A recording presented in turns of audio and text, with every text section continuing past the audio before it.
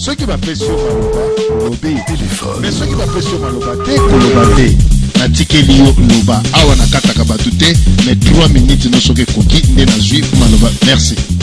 Le Congo n'est pas un pays indépendant, c'est un pays dépendant du Rwanda et de la communauté internationale. Le Congo n'est pas même un État, ni une république. Le Congo, c'est un endroit où il faut aller piller, voler, massacrer, arrêter arbitrairement et violer. Papa, je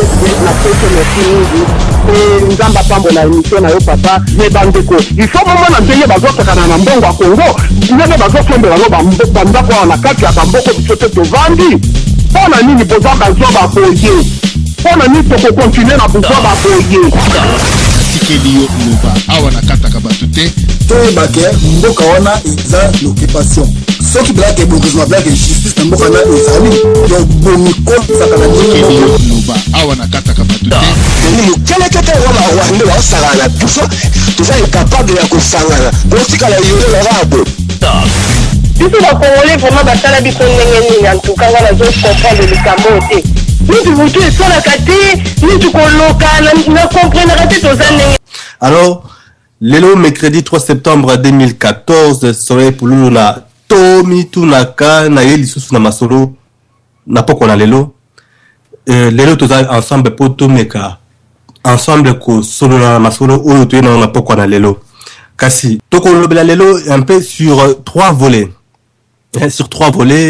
par rapport à temps où tout en ango ko kabola ngona bitendi misa to poto solo la vraiment malamu mais ya yambo tolingi Tomi Tuna un peu motuna pambate émission oyo ya biso ya poko na lelo oyo boyebi na kati ya radio solo pe lelo pe toza na opportunité ya ko sala jumelage avec notre radio Katiopa binono supposa ko landa biso ezali nous nous posons la question sur la diaspora congolaise en fait. Est-ce un problème ou une solution pour la RDC? Donc on reprend un peu question est-ce que ça na Afrique mobimba mais to lingi to tikala na kati ya eteni o to bengi Congo peut-être pour se comprendre malamu et puis rien ne nous empêche par la suite ya kokende un peu plus loin. Donc en d'autres termes ezali to mis tout dans la question est-ce que l'élite congolaise parce que l'élite congolaise et la diaspora eza ba momoko ou ba personnage ou ba rôle moko eza un peu lié parce que tokoli na biso na mboka Congo to moni que plus ba oyo baza ko occuper ba poste ya ko diriger mboka eza mingi ba toyo ba uti na diaspora essentiellement la diaspora occidentale siko mutu neza ya tozo mituna est-ce que élite oyo wana ou diaspora oyo wana est-ce que ezali likama pour la Congo ou bien ezali eyano pour la deuxième volet ezali tokokota on parlera toujours de cette élite en parlant maintenant élite oyoana et le konini élite oyoana za ko préparer pour la bien-être et à peu près à Congo na peu près à Afrique en parlant de cela les oyo je pense que l'actualité ezo aider biso pour comprendre que Afrique eza frappé na fléau moko et fléau ya Ebola oyo biso to yebi ezo ko bomana Afrique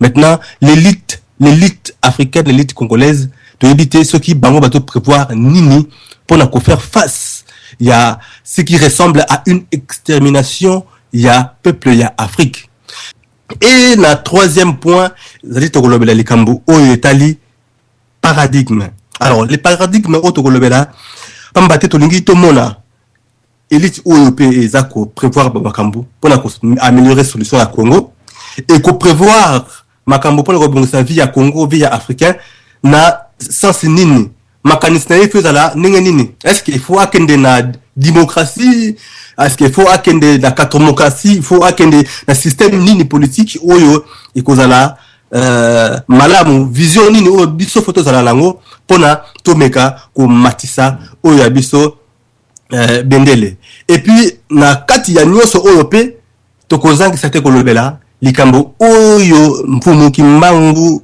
peu importe ba o ba kolinga te mais un fait na ba émission na ba intervention ebele notamment na ba vidéo na ba émission ngai personnellement na yoka ba intervention du genre na lobaki na bino boyoka kité voilà le coup da lobaki ba bloko na lobaka yango ebiti ko salema mais lorsque moi je pense et que je reviens un peu en arrière dans l'histoire je me rends compte que Il y a eu un moment donné dans la vie, un certain Kimbangu. Bon, il y en a qui l'appellent prophète, il y en a qui l'appellent visionnaire, il y en a qui l'appellent révolutionnaire. Maintenant, peu importe comment on l'appelle, tous voyez vraiment dingue, mais est-il que cet homme-là a parlé, a dit des choses. De la même façon, nous aujourd'hui aussi, nous faisons des analyses. Et analyse en pays, ça vrai que ça peut sur les autres s'accomplir. Dans les gens, surtout, ça paye moins attention par rapport à Bélo, où il y a le baki. Il y a un peu que Sungabi, surtout, on a un peu clair par rapport à l'évolution, il y a Makambo ou Nyonso. Il a dit des choses nous concernant, et ça peut-être pour concerner la génération Nabiso. Est-ce que génération peut être le cas, ou bien génération Yozakoya, voilà, tout comme le côté, on est ici, pour te comprendre bien. Mais, ça, moi, du solo, na bête déjà, mais j'ai préféré, répéter encore une fois de plus. Il était une fois, la groupe Mouya Batou Basalaki, ensemble, Bazali, qu'on peut faire paisiblement. Et, Batou Mogo, Baouti, Banda, Bampayesser, Baye, Côté Libango. Balingi, assujettir Bango. Il y a que là, c'est ma chaîne, peut marquer la misala. Il y a eu un groupe, Bango, Boyi, Balobi, et te biso, totali, te botama libre, peut te kokufa, libre. Il est hors de question que tout se soumettre à injonction, ya mutu Mogo Boye. Ah, Bakamati, Batouana, Bakati, Bango, Mitu. Badengi, Bango, Mitu.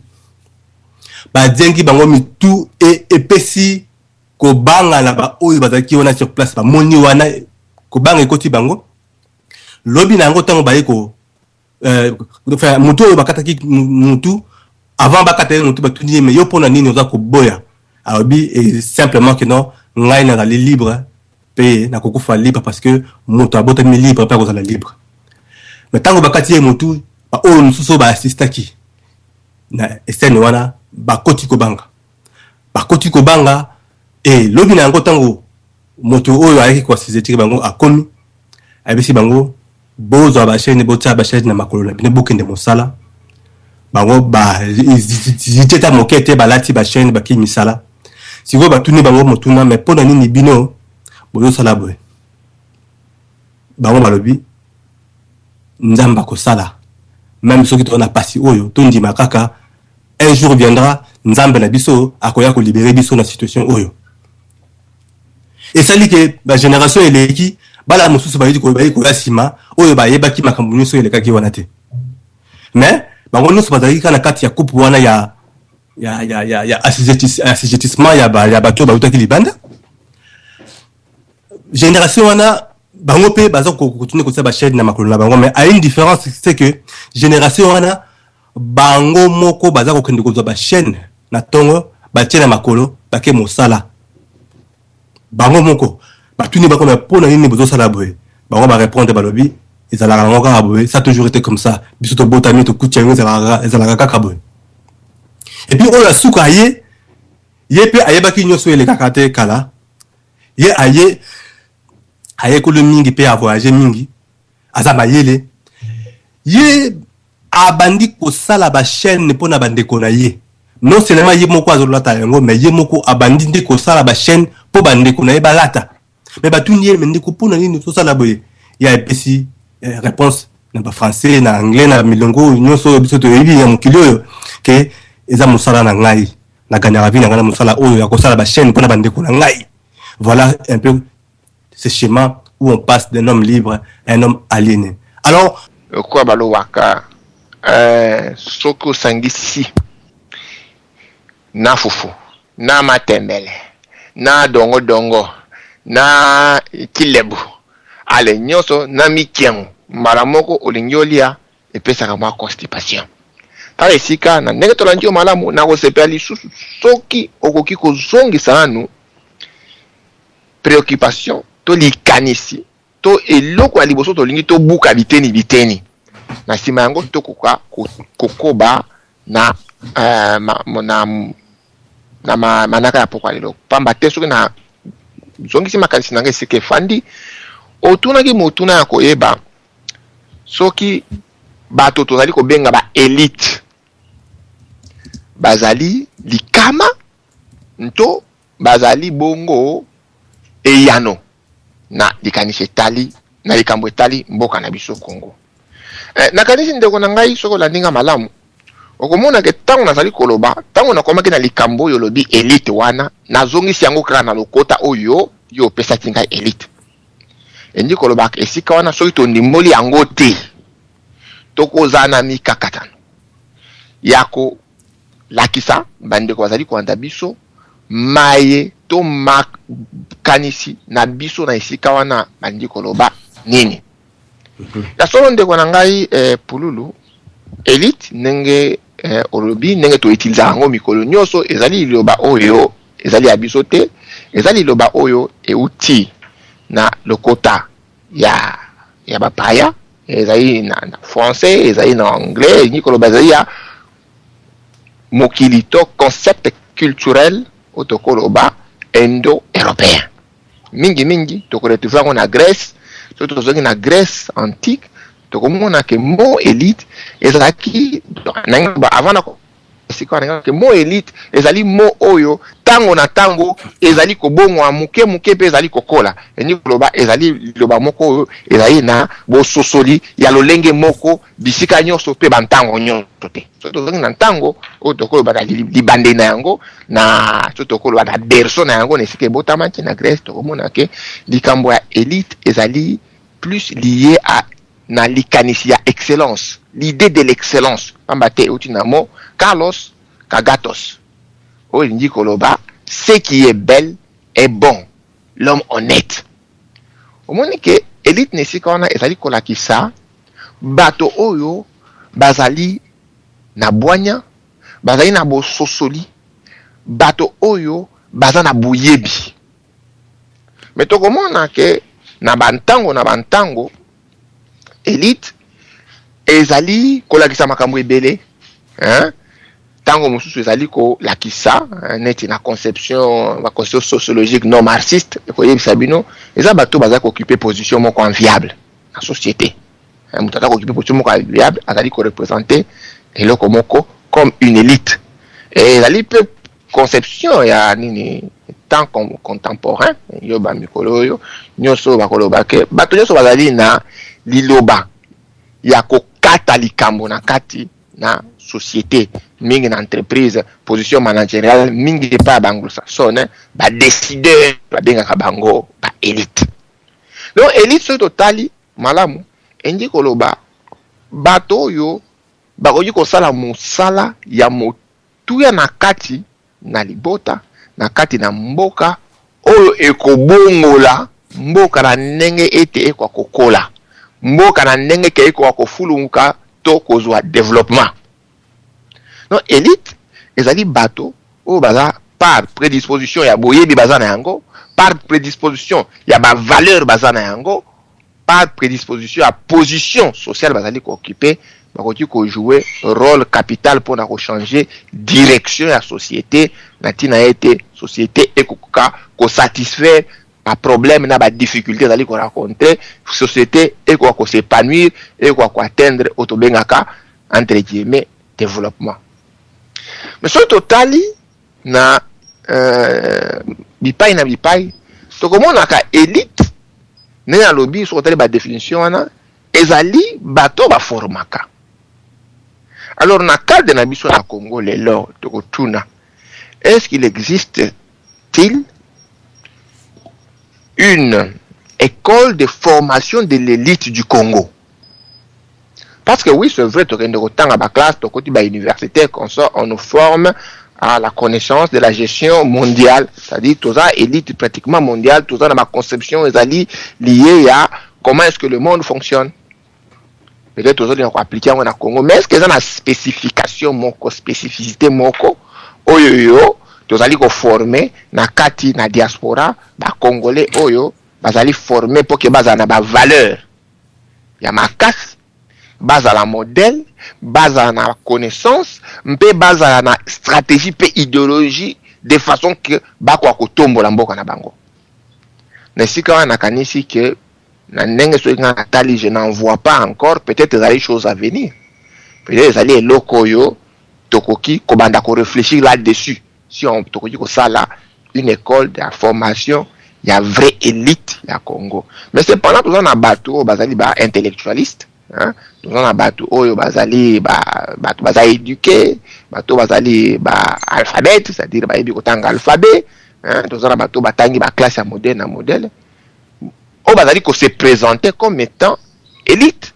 Mais notion ya élite ndenge alobi awa ezali kaka notion ya position sociale te to pe notion ya responsabilité te, mais ezali aussi basé sur notion ya valeur, ndenge tolobaki na Kelos Kagetos oni koloba l'homme honnête. Oh surtout to fandeli kaka na eloko ezali eloko ya yambo, c'est-à-dire un homme honnête ou azali na bososoli qui a des connaissances ou ya ko utiliser na mboka na ye pour profiter d'abord na mboka na ye kwa kokola na éviter ceux qui to komi na esika wana. Mais ce qu'il faut to se référer kaka na élite oyo ndenge tolobaka ngo na nzela, hein, sur la rue, mutu so tangi il peut faire partie d'une classe de l'élite, bato baza na pouvoir bakoki ko influencer na kati na mboka na Congo, hein, ne tozali komona bato baza ko détenir le pouvoir, et c'est la même chose qui baza na ba valeur te, même chose qui baza na plan moko clair et net te, c'est même chose qui baza na idéologie moko bazali ko linga ko implémenter te, mais le fait que baza ko occuper position sociale baza ko considérer ligue tout comme baza ko aspirer, hein, ko occuper position wana là en tout cas candidat baza ebele. Mais le problème, c'est que surtout ça l'analyse, par exemple, dans la diaspora en grande majorité, qui au bazar se faire passer pour élite, surtout un argumentaire que bon, accomplir formation classique, hein, intellectualiste, normale, si c'est université, ainsi de suite. Là, Ezali est belé, Baza est belé, mais est-ce que qu'on implémenter, qu'on jouer en profondeur leur rôle oyo mboka ezali ko sera tangue d'une élite? J'ai un point d'interrogation. Je pense que tendance nanga ezali plus qu'au vers la négation, parce que tu as dit comment on a que par expérience vécue par statistique, donc comment on a que les gens qui ont fait plus du mal dans mboka na biso font partie de cette classe de l'élite soi-disant, hein, depuis l'indépendance jusqu'à là. Le Congo a été dirigé par cette élite formée à l'occidental. Et résultat na bango ils sont sur terrain et ça vraiment satisfaisant et ça là-bas bazali banda ou bazali parce que ne balobaka c'est facile, hein, de pointer du doigt quand on est en dehors du terrain. Mutazo beta balle na mutazo observer balle bazaka toujours na ba préoccupation et keseni, et souvent bon comme on a que mutazali observer balle azalaka souvent na ba réponse et délai, hein. Mais ce qui il faut bâtir na kati pour bêta en ce moment là comme on a que la réalité belé les tiers et ça ko dépasser soit disant ma projection na parce que peut-être à bêta kabalité peut-être à s'entraîner na kate peut-être yebite ndenge ni ko kima moni bataza ko kima yebite ndenge ba kimaka. Donc on a là quand ça que jusque là tout ça a problème, il y a formation d'élite, hein, parce que le mot élite aussi pesali ko tia moi passi mais surtout toujours na linga to lo ba kambi bato baoka kokamba mboka, parce que na moko kamba ezali na liloba moko ya munene, c'est-à-dire na liloba kokamba eza na liloba moko ya motuya ezali nkamba oyo tokoki koloba par singa la corde oyo ezali kosangisa bato nyonso. Donc mokambi ezali oyo aza na boyebi ya kosangisa bato nyonso ya kosala makambo oyo ekoprofite na bato koloba makambo oyo ekotondisa bato nyonso, makambo oyo ekomatisa bato nyonso. Na kanisi na esika wana eza na mosala ebele koki kosala tokoki koloba te ke bato baza na diaspora bazali ko représenter ma rôle ya bakambi wana. Est-ce que bazali problème? Mais oui bazali problème, parce que ce qui mutazali ko se faire passer pona rôle to dénomination moko ya activité oyo azali na potentialité to azali na pertinence na yango te na koba azali na bokoti ya mozindo na yango te, azali na bomanyoli na yango te. ekosala ete tango bakotia ye wana akokoma kaka yembele ye neti tozali komona lelo la plupart ya bato eza na mokili politique, ezala na mokili ya misolo, tozali komona ete oyo bautaka na mikili ya poto tango bazali kokende mboka na biso za vraiment kosentir te, tozali koyoka te ete mosala na bango to boye na bango to mayeba neni ezali kobongo na mboka nakanisi na esika wana bandakisa ezali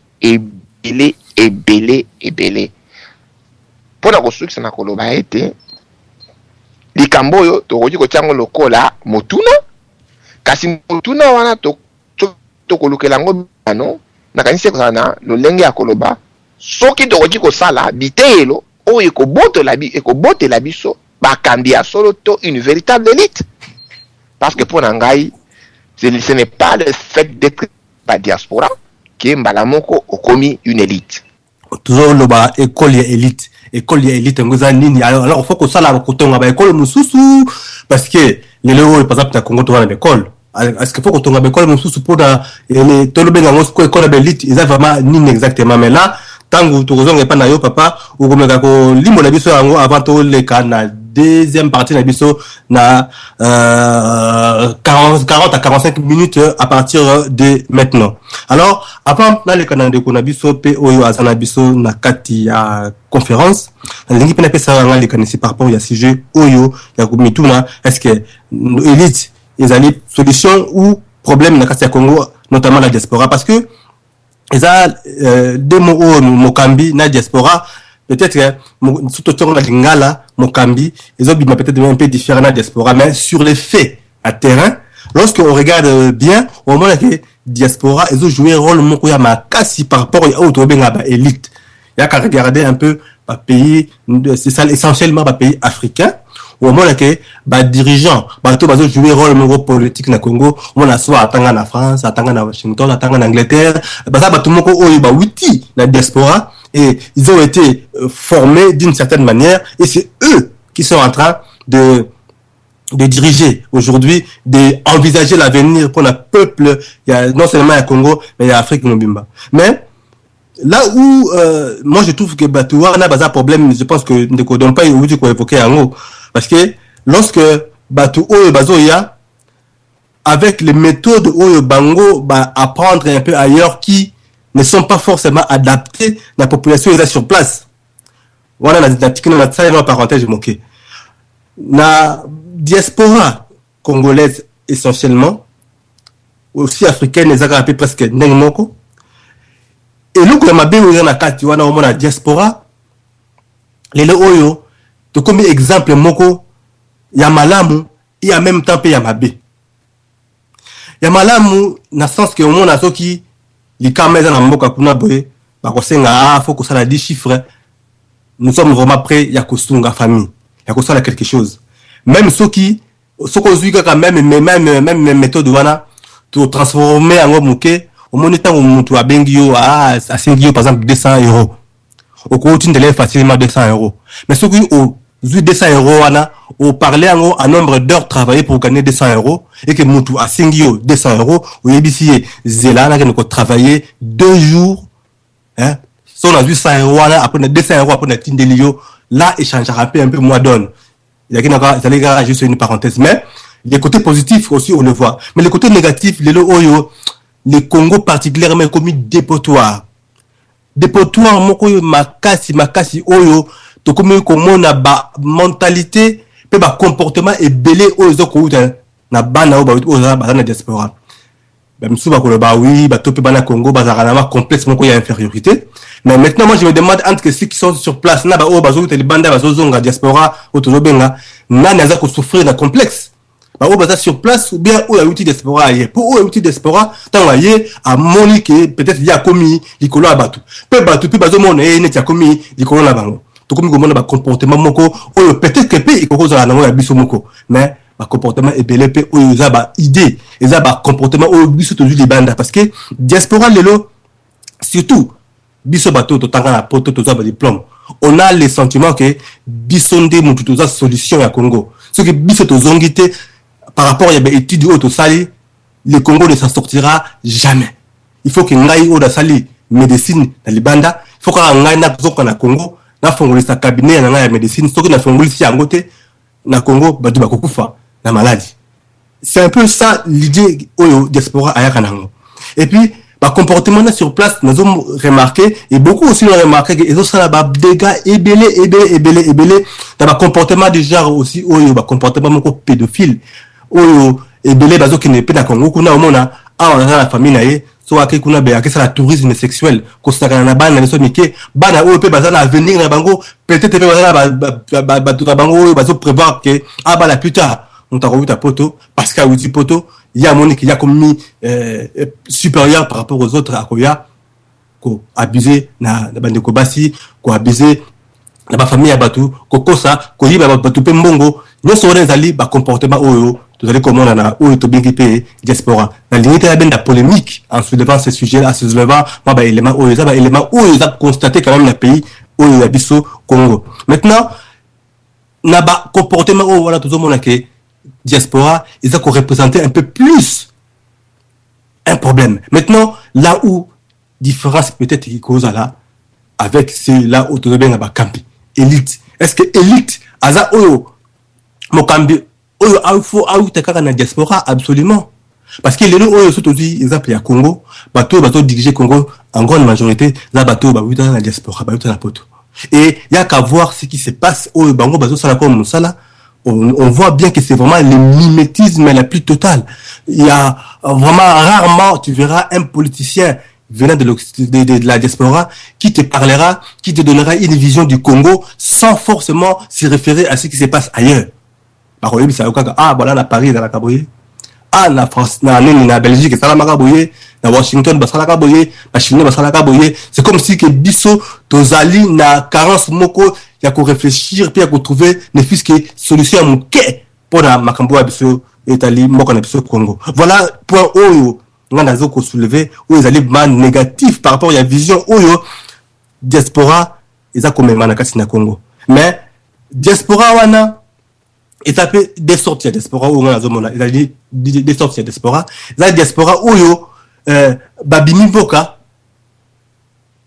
a perdre complètement nature na ye ya kibomoto a commis oyo tobenga perroquet nti chaku ko zwa oyo nyoso ya komona libanda yango nde ya kozwa pe komema yango na kati ya Congo parce que o wana nde ya moni yango nde ezali malamu et na kati wana nde tokozwa komona bandeko na meki ko répondre na mutu na oyo est-ce que diaspora ezali problème ou bien ezali solution pour na avenir ya mboka na biso Congo sinon mboka oyo nyonso tobengi mboka na Afrika. Mais nous avons une question na mbuta na ngamba mpe à répondre à vraiment sur la ligne. Question ezali est-ce que langue, le facteur langue, en fait, et nous on les autres déterminer langue par bateau. Ezali la race ou bien milieu ou place à Koli, place à Botami et tout comme ça. Vraiment na OCP là, sur répondre na pour aider na la réflexion na. Alors, ndeko pululo na likambo elibiso lelo c'est un sujet un peu trop compliqué parce que ndeko yoki mbutando pe eza li problème à paradigme, eza problème à compréhension, eza problème à connaissance. Donc to go aborder vraiment nguluté. Na meka vraiment OK malin mais pour na sala bererte nous quitter ebinga makila mabe ba no benga ko déstabiliser débat. Alors l'élite pour ngai l'élite dans une société selon moi ils allaient groupe de personnes influentes, donc les forces influentes de la société. Alors nayo ki otuni question nayo ebimisi diaspora comme une élite ya Congo. Mais vous savez déjà, parce que toujours le terme, na paradigme ou le terme diaspora, na mona mouvement bidon. Donc c'est pas parce que est na sud ou bien na nord ou bien na ouest, mais le fait que dans le monde dans lequel on vit, je trouve aujourd'hui que Kobenga Batu diaspora est un peu pas bien défini.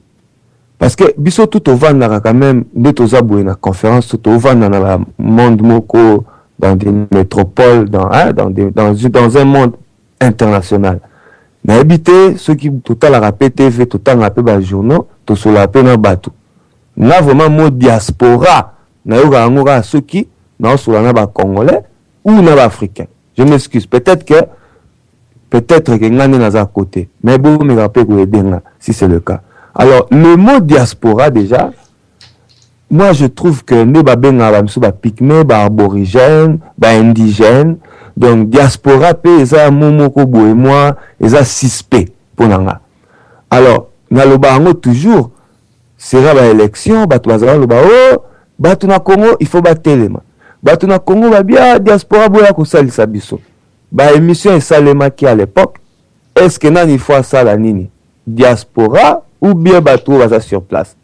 Batu belé, ndeko ndompe, je me rappelle, pour nga na bossa na ara, à lobaki, kezali, musala ya batu baza sur place. Bandeko msou balobaki, non, eza musala pe diaspora, il faut ça là. Mais moi, j'étais parmi ceux qui ont dit que pour nanga, je ne fais pas de différence entre les Congolais. Parce que Moutoua Zalaki, le Congolais sur place, dans 2 jours, à occuper comme la diaspora. Et le contraire. Alors, pour nanga, c'est au fait les 2 forces va s'unir du point de vue idéologique, bangonde bako bimisa solution ya Congo. Donc, nanga pulul na zongi pour dire que l'élite ezali diaspora ou bien bato baza sur place pour nanga eza déjà ambigu parce que nous tu expliquer le terme diaspora pour nanga c'est un terme un peu flou, louche, suspect. Alors, diaspora congolaise dans paradigme oya biso wana ya mot diaspora pour nanga ekoki kozala élite. Pourquoi? Parce que en regardant d'abord le Congo, en observant le Congo depuis sa création, hein, vraiment Ndekopulu la bien vraiment. Merci Ndekonanga. Façon Congo ezali kotambola. Moi personnellement na kolobaka kake Congo ezana élite. Ou ceux qui vraiment en élite, ils ont élite moro symbolique ou encore élite moro ya bazoba. Or le mot zoba na le mot élite, ils ont les cas vraiment ti. C'est pas compatible parce que élite déjà, moutou déjà ça tant azo faire partie na élite. Donc il s'est distingué par quelque chose, pas par kofinga ou bien na mama B. Il s'est distingué par mama bien la société. Il y a un commis à niveau élite. Alors, je ne pense pas qu'élite est kozala, il y a bazoba. Tu vois donc soit il n'y a pas d'élite du tout, soit il y a une élite symbolique. Donc faire ce que nous avons fait, biso derrière kutu ba congolais, to vivre trop dans symbolisme. Oza mutu ya mundu, au niveau paraître pembe devant ba. Oza na sukite, au niveau paraître oza na suki ya milai. Oza na mutu mbongo te, au niveau paraître oza na mbongo. Oza na frontière te, mais bozo beta to les frontière. Donc to vivra trop dans symbolisme et je peux vous citer exemple de symbolisme jusqu'à la fin de l'émission. Mais na pesi ka exemple. Alors ndeko na ngai, c'est encore une fois un problème de complexe nebolobi. Mais si koyo toza na problème moko parce que tozo nager entre les complexes de supériorité na la complexe d'infériorité. Et yango ezo détruire biso. Alors pour na sil salikambo na la diaspora na élite, ndeko na nga la diaspora ne peut jamais prétendre qu'Azali élite à Congo, parce que pour moi, Congo est une élite. Mais c'est vrai qu'il y a une partie à diaspora qui est influente dans le milieu de la population congolaise. Mais pour la selon moi, plaisir de Kopululu, je pense que diaspora, nous en tant qu'homme, peut-être élite à famille naïe. Hein? Il faut que un peu la part des choses. Entre la élite, il y a famille, to élite, il y a master dans un quartier, place beaucoup là qui y a le qui n'a pas comme peut-être grand prêtre. Na cause la élite, il y a pays, to la société. Alors mon frère, dire si c'est un problème, oui ou non, donc diaspora entre guillemets, soi-disant élite, est-ce qu'il y a un problème, oui ou non pour le Congo? Encore une fois, on a la difficulté à répondre à un paradigme, parce que pour moi, le Congolais reste Congolais. Qu'il aille vivre dehors ou je sais pas où, Azali nan ou Congolais nan. À moins que Yemoro aille se démarquer du point de vue sociologique. Parce qu'il y en a aussi, alors, comme Bazali ba Congolais, comme ceux qui sont sur place, positif ezali, négatif pe ezali. Donc, tozali un problème, tozali pe une solution. Et c'est ça, au moins, il y a toujours un système, il y a deux forces opposées. Il y a ah, mais yo, comment non? Parce que moi, j'essaie de rester vraiment en balance avec l'univers. Donc, ça veut dire, il faut tout koyeba, nani azali nani, nani akoki kosala nini, pour composer la pièce qu'il faut, là où il faut, comme il faut. Il y a un problème là-bas, parce qu'on va trop vite en besoin.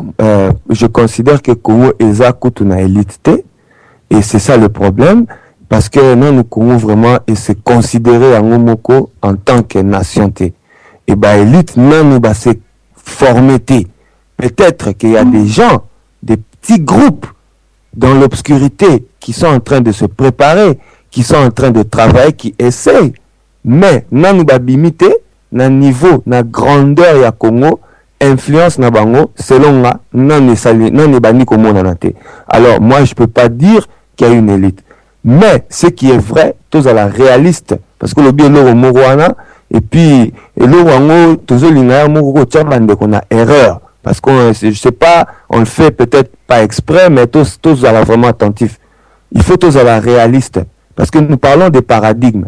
N'a la rosenga, n'egonangan d'un pays, amega kosala vote ya ba paradigme ou bien vote moko po amega ko comprendre quel genre de paradigme ba congolais au bazana Congo lelo do bango paradigme na bango ezanine eux ils aspirent à quel genre ya monde ya bokoko ou bien ya monde occidental lelo na lobi bien lelo hein parce que ba congolais il faut te respecter pe bango. Mais moi, je pense que les Congolais sont occupés par la majorité aspire à un paradigme occidental. Malheureusement, les Gonapoulos. Et tout le monde on copie l'Occident dans tout. Même s'il y a des gens qui essaient de hausser la voix et dire que non, mais au monde, il y a bango tout bas na kati. Même bandon pays. Ils ont pris le bango. Qui est aussi la kibokoko sur terrain. Mais nous avons droit ça là lingi on a vraiment la lingi coûte à répondre mais ils ont vraiment commentaire. Alors mon frère, quand vous prétendez vouloir traiter les gens ou comme un médecin docteur en médecine occidentale de gonanga autant on a campus avec toutes les histoires autoyebi tous ça quand même c'est moi j'ai des gens qui ont fini au campus, c'est de la foutaise, même moi dans la route là bas tous ça quand même sérieux ceux qui bolingi que na Congo biso to se traiter le sous na ba nini tradition occidentale te net ndompe le so ka beli na ko se pela na yoka ki se traiter pas fumulonga. C'est ça la vérité. Mais non, ndompe ak na hôpital à Mindele. Tu vois? Et na Congo ba tu peux bazo mo ba dispensaire à Mikewana bazo copier hôpital ya Mindele. Alors, yo siko ya ebisanga que non Moutou a aussi Europe, à Tani médecine Europe, et il y a beaucoup de domaines, on a presque exemple la médecine, que non, parce que aussi Europe, et là qui cite l'équipe bateau la Tani na campus, même de Gonanga, wana vumako, tous à la même série. Tout beau était ba génie bazalaka, ba exception pe ezalaka. Mais, tous à la réaliste, et là on y moutou a koui kotanga en Afrique, na Kin surtout na Congo, au comparant on a ndeko même batu batanga te batu aleki batu batanga ya Congo ya Occident nous bon mouvement chèque vraiment sans abri à Europe bon comparer na sans abri à Kinshasa je m'excuse à Matadi ba ville les ébélés vraiment la différence y a mon habitat là tous à la air réaliste d'abord to comprendre venez l'eau ni to lingi to mécano ko s'imaginer ce que l'eau to lingi to koka comment on va faire et commençons à le faire. Parce que tout le monde a un complexe d'infériorité et supériorité, mon frère. Europe. Nalandi tout d'abord un thème na yo nekonangai. Tangu oyo yo lobi. Batu bakolaki. Bakutaki batu bazokanga ba chaîne na makolo. Bazokanga ba chaîne na makolo. Bango peler ba akoli bazo continuer toujours kaka kokanga ba chaîne wana na makolo. Mais utilité ya kokanga ba chaîne wana na makolo bazo comprendre te. Bandeko batuni balobi te biso tangu to botamaki tokutaki bapara na biso bango pe bazalaki kaka kokanga kaka ba chaîne na makolo. Yango biso pe tokomi tolandi kaka même culture wana. Mais bandeko bozali kolanda biso, c'est grave.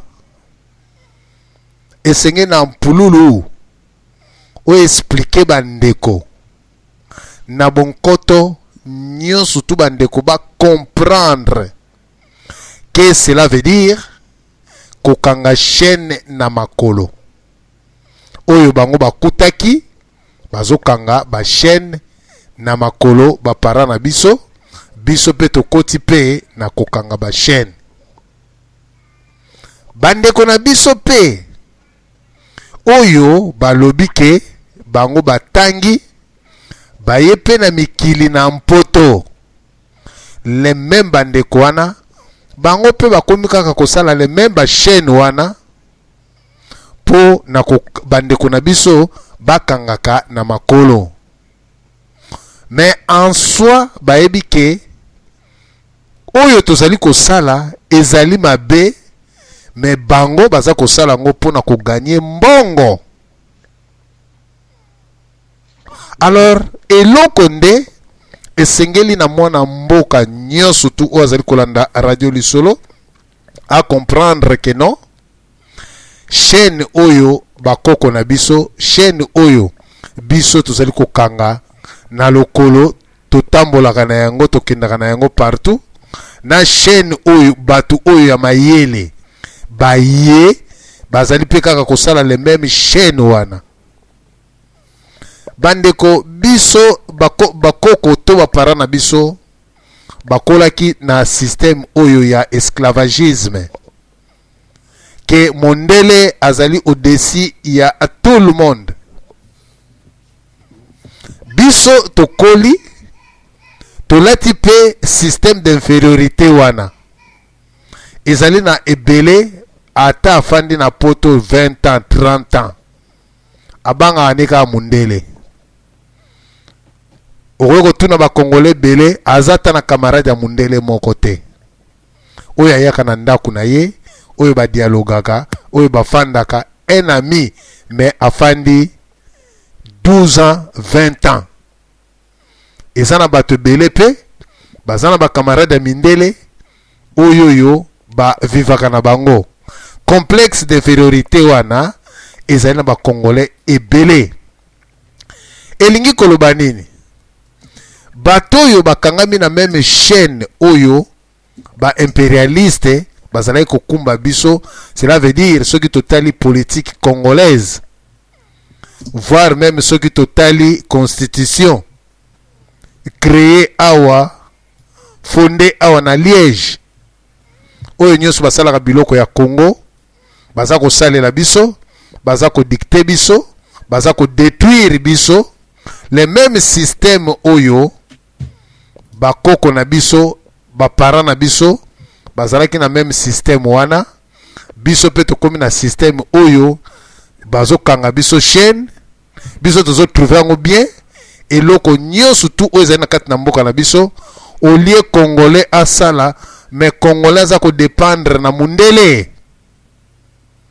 Donc eloko moko te ezali oyo congolais akoki kosala ye moko sans que akotoye mundele, mais mundele akoki kosala eloko na ye aza kutu na tina te ya koluka congolais. Mundele ako créer, mundele ako sala nyonso tu eza na mboka na ye aza na besoin congolais te. Mais congolais eza na politique ezala na kotambusa mboka esengeli kaka mundele aya po congolais atelema to congolais asala eloko.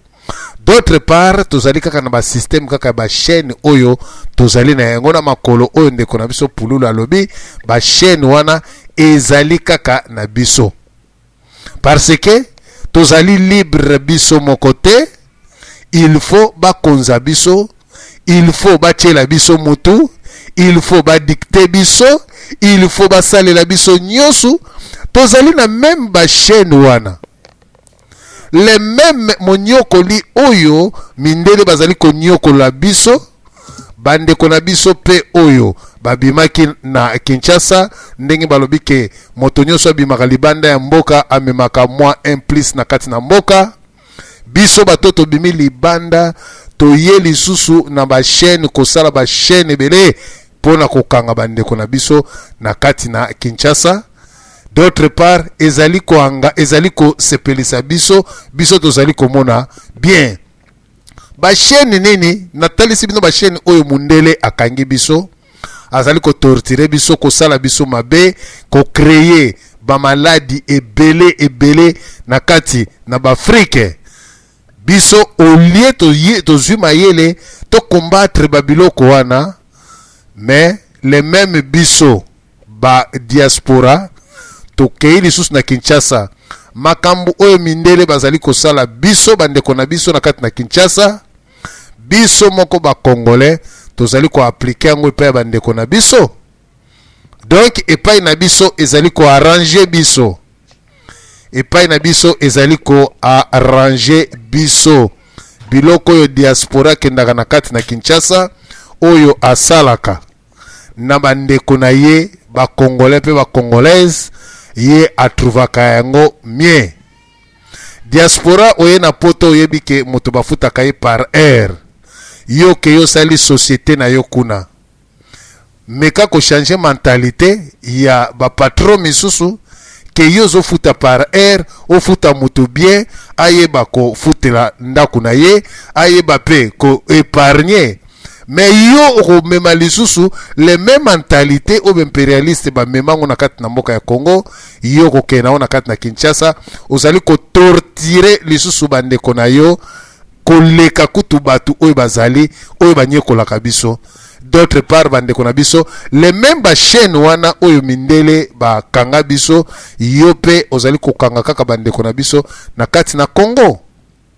Yo mwana diaspora okei na kati na Kinshasa olie o mema makanisi ya malamu me yo kei pona ko détruire lisusu ndenge toza komona mindele bazali ko créer ba maladie ebele yo pe mwana diaspora oza na maladi na yo mais na mawa kutezali te okene ko parcourir na ba jeune fille ya ba 17 ans 18 ans 19 ans 20 ans 21 ans okay po okabola bango nyonso to na yo na mundele o asali kisi ya maladi o ezali ko détruire bafricain na yo muto zali na maladi okay na kati na Kinshasa bana basi ya batu baza bilenge bana ba mama batu baza na ba famille na bango yo okay ko pesa bango ba maladi. D'autre part epai na yo ozo sala ozo trouver bien pona bilenge na yo mais ozali ko détruire population soit jeunesse congolaise oyo balobaka ke jeunesse nde mutu ekumbaka mboka avenir ya lobi mais yo okei ko sasa na kati na Kinshasa. Tomona totala makambu oyo bato bele ba escroquerie o bazali ko escroquer bato ba mbongo na kati na Kinshasa, bana ya poto bakomi kokene kobeta kula na bango na kati na Kinshasa ko trafiquer ba biloko ya bato. D'autre part makambu oyo biso tozo sala awa na kati na poto tozo nyokola mindele biso pe tozo kene ko nyokola bandeko na biso na kati na Kinshasa les mêmes makambu wana. D'autre part olie biso to mema eloko ya malamu na kati na mboka na biso biso nde tozali kosala kaka ba chaîne pona bandeko na biso ba continuer kaka kolata ba chaîne wana mabe wana parce que toyebi ke mabe ezali na kati na mboka na biso mundele se acha mabe wana na kati na politique congolaise. Tout d'abord lokuta na lokuta ba promesse belé mais loko ko changer te soki diaspora tozalaki batu oyo na motema ya kitoko mais esengela kito me makanisi ya malamu po mboka ya Congo ekende mais loko nini diaspora ezali na yango diaspora congolaise oyo bimaki bano bazuma yele na obafa na kati na Kinshasa. Combien de mabala oyo bana ya poto babomi mabala ya batu na kati na Kinshasa babotoli ba fiancé à bateau. Combien mutu akobala azana fiancé na ye mwana poto aye alakisi mituka alakisi mbongo ke akobala abebisi libala ya bato akimi to atie zemi oto bengi mokumba akimi to escroquer mutu akimi makambo nyonso ya mabe oyo tomoni ke politique congolaise au lieu et avancé et que balobi ke mwana diaspora aye la plupart bana diaspora mutu basana kati ya politique ya monsieur Joseph Kabila bangonde mutu bazali ko adopter ba loi ebele bango pende mutu bazali ko embrouiller peuple congolais parce que bayebi ke bango bazali ko gagner paix na bango na kati na mosala wana. D'autre part tokolela na mundele tandis que biso moko tosali pe ba chaîne pona bandeko na biso tolingi bandeko na biso ba souffrir tolingi bandeko na biso ba progresser te soki totali mabe ebele oyo bana diaspora ba memi na kati na Kinshasa na ndimite bana ya Kinshasa ba memi mabe ebele na kati na poto. La plupart ezali bana na diaspora nde tozali komema ba chaîne pona kokanga bandeko na biso na kati na minyololo bandeko na biso ba progresser te système tozali na yango ngai nazala na ndako ya 3 étages 4 étages nazala na lopango na ngai 5 voitures ya ba kombo ya ba delix na changeaka bilamba tango nyonso to bayemba ngai mais peuple est souffrir boye bisanga soki biso bana poto tozali kokita eke tosala politique ya malamu boye bisanga ba député ya mindele batambolaka na batram batambolaka na babis batambolaka na makolo okomona epa même garde corps okomona peke azotambola te boye bomona bakangi nzela rien tozali aba bourgmeister na biso tolobi awa ba bourgmeister na biso batambolaka makolo bakoye biso ke oyo vraiment zali bourgmeister mais commissaire des zones soit bourgmeister ya ville ya ndeko akanga mwa micro na ye ndeko na ngai pululu alors bokomona ba bourgmeister ya Kinshasa soki azali kotambola okomona na 6 8 mosusu bamemeli ye malete mosusu azali na ba Motorola baza kolongola bato na nzela mais c'est le bourgmestre. Alors biso tomemi nini na kati na mboka ya Congo tomemi influence ya mabe oyo mundela lakisaki biso il faut zwa bandeko na yo lokola bawumbu il faut zwa bandeko na biso bandeko na bino lokola bawumbu yo ozala odesi na bango bazala bato ya kobetela kao maboko soki okei toilette osala mokumba bango nde bapesa bazwa papier bapangusa yo basukola yo nde olataka leson eloko biso tomemi na kati na Kinshasa yango wana oyo to détruire matondo population congolaise. Voilà oyo ezalaki ya mokuse na sengelaki na beta pona landi et développement ya ndeko na biso pululu esika lobike tokola na ba chaîne biso moko pe toye totangi tomemi kaka le même chaîne wana epa bandeko na biso esengelaki ndeko na biso vraiment afungola na kati na bonkutu bandeko basali kolanda bazwa idée ya kokota pona kobongisa pona ko matondo mingi nalingaki na koka kobakisa makanisi na makambo ndeko na ngai donc la balobaki awa nakanisi to longwa mingi na sujet te sujet ezalaki motuna oyo tunaki mpona koloba soki apport nini oyo élite congolaise soi-disant d'aller constituer diaspora a dit apporter. Est-ce que la diaspora congolaise est-elle un problème ou bien une solution pour la situation nabiso?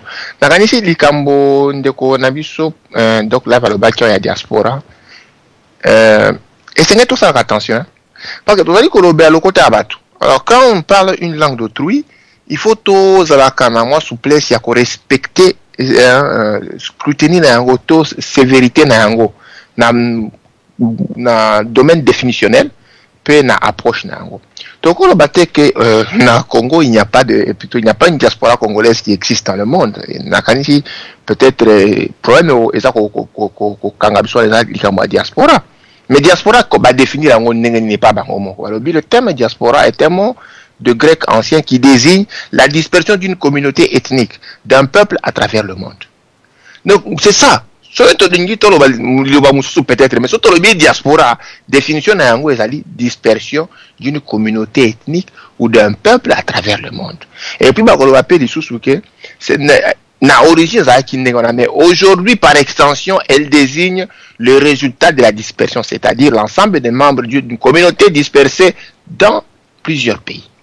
Donc soki bato balongwe na mboka na bango komi kofanda libanda il constitue la diaspora ya mboka wana.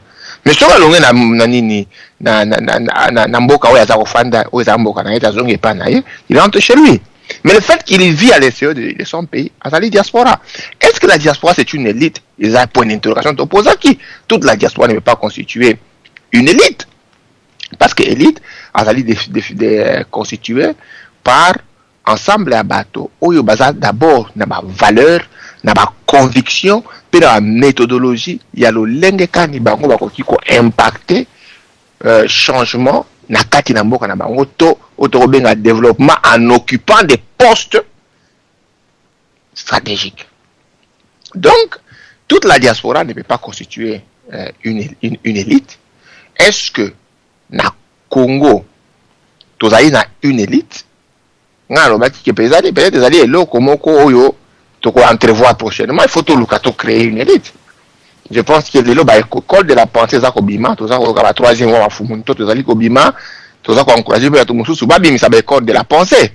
On peut tout forger, batu Oyo, na conception, il y a eloko bangi basala sur une boka na bango, c'est-à-dire une idée logique. Basa na idéologie, une idée logique. Oh, il y a eloko bango balingi basala na kati na mboka na bango.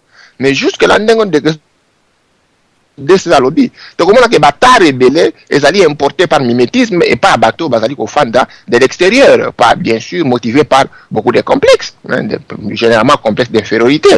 Et puis le baki likamwa langawa ou les gens qui pensent que ce que le côté à bateau, ça veut dire que tu deviens supérieur. Un exemple de côté à Pessia, au commun à na Congo, à côté na Kikoso, à comme batterie, bactéries, germes et consorts. Alors que il fallait que Siko y a utilisé Oya Monaki pour quoi parfait. Mais pour quoi ça l'homme doit être éduqué parce que mon tuba formé. L'homme doit être formé. Na kwa kusugi sana likamode ndeko nanga enfin nini dog la batura ki biso ya makambo likambo tali psychologie mentale pour cause na poto soko belo kende na hôpital pourquoi ko pakola bakisi ya poto. Je pense que les alliés parmi batar oyo batufo bakoka peut ko combattre quelque part dans le sens que ya koyeba que on tout le peuple ba s'occupaka na ko résoudre les problèmes ya conditionnalité na bango. Tout ça par exemple dans le domaine il y a nini cosmétique. Bamindele ba s'occupaka d'abord ya kosa la cosmétique ya bango. Leur peau, c'est que leur peau a besoin, ba ko s'occuper ba ça ya bango ba kisi. S'ils ont le temps de faire un peu de business, ba occupé ko s'occuper ya bato mosusu, surtout ba oyo ba za kana envie ko koma lokona bango. Mais la cosmétique avant ba nini c'est une industrie milliard na kati na poto. Mais de l'autre côté, comment par exemple, mutumu ndazara na balox. Mais mutumu ndazara na balox, aux traditions nae, akolinga munde asa le kisi balox. Là il y a une contradiction. Mais on a informé quand même de Korabiso enfin donc live que quand même il y a la lumière au bout du tunnel quelque part. Aux hommes on a na balox, nga balox nga za milaité. Mais ça normal. Et partout je passe même dans ba shop ba teka ba cosmétique ba télé misakanga. Batuninga me yo tchaka ni na kati na suki na. Pourquoi suki les a comme on a organisé c'est beau à voir. Je leur réponds que suki danga kisinga na tchaka na kati na sala kango ngamoko. Na somba yango te na sala kango ngamoko. C'est la même chose que ma peau. Cosmétique onga na pakola na mafuta onga na pakola na ilongi nanga na mélange kango ngamoko. À partir des produits naturels. Donc ezama biloko ebele oyo tokoki pe ko sala pe ko amener pa na biso pe ko bota. Mais le problème munene ndengo de gazba le bageza ezali kolongola ba chaîne parce que ba chaîne ba tiana kabiso na makolo ndenge bo male alobaki ba longola ngona makolo ba tiana na mutu. na makolo tozali komona yango tozali kobunda to bimisa yango. Mais le quoi ça na kati na mutu na kati na cerveau, on peut pas voir ça. On a des difficultés à combattre yango. Likambo to lobi est-ce que diaspora a des problèmes to solution? Na kanisi ndeko nini donc alobi en malam. Aza problème pas la solution. Azali solution pourquoi? Parce que nga na bilo to fan to za ko discuter c'est likambo Congo to na diaspora quand même. To solo ka ba solution. Donc, tu as dit qu'on contribue à la solution, tu as dit qu'on analyse, qu'on critique la société en abisso. Mais il y a un problème, pourquoi? Parce que il y a une dose d'aliénation, il y a un mimétisme, ils sont liés du fait que la conditionnalité historique en abisso, et ça veut dire que tout le monde a commis que l'oula son bourreau. Donc, il y a victime, il y a le syndrome de Stockholm. Mutuba martyrisé tellement en fin de compte ça comme que linga bourreau na il veut être son bourreau et comment on a que wana to za ngo mingi hein nenga de cela besa lobby biso de comprendre que bato balinga poto pourquoi? Parce que na poto mutu nyoso basi ba reconnaître quand même le droit à l'existence. Mutu faut exister quand même, surtout sur la famille, il faut ça ndako, il faut ça quoi vivre, il faut mais au komona na mboka na Congo. Les députés au bazar en grande majorité bah autour de la diaspora parce que communauté spécialité na biso ceux qui qu'on doit être député paraît-il. Au comment on a ça quoi là-bas foutailler $13,000. Na soa ande comme wa bisinga. Ba bimaka soirée moko ba député Congo ya Congo. Ba kekaka na kolia maboke quelque part. Na intervalle à 2 heures, ils ont dépensé $800. Ya bilo ka kolia kaka na masanga. Alors le monsieur azaki trop indigné à tous les secours moninga bibe bino za muté amabe. Comment ngai na bino to fandi awa na basi na biso to za 7 personnes dans moins de 2 heures 3 heures to dépenser au moins $700. Mais bino koza okende ko voter ba loi kuna ke tata mubimbaza na bana na libota na e ba futa ka e salaire à $80 par mois. Non, vous allez comment na ke or baka house nigga a comment plus dangereux que les quand même dans bourreau nae. Et c'est un peu cela d'être allé comme on a côté bâtard, c'est-à-dire que toutes les scoquettes au vivre on devient spécialiste sur notre propre peuple. Pourquoi? Parce que ils ont la direction t. Parce que ils ont la école de formation de l'homme t de l'élite t. Merci beaucoup quand même bande comme ça ba fumuntoto, ba ça là ba effort, il y a qu'on recréer un peu la pensée. Il y a qu'on recréer notion à élite. Et nous que ça qu'on zanga biso vraiment na Congo. Même à niveau à diaspora, même à niveau à Congo, parce que l'élite ne signifie pas seulement la diaspora.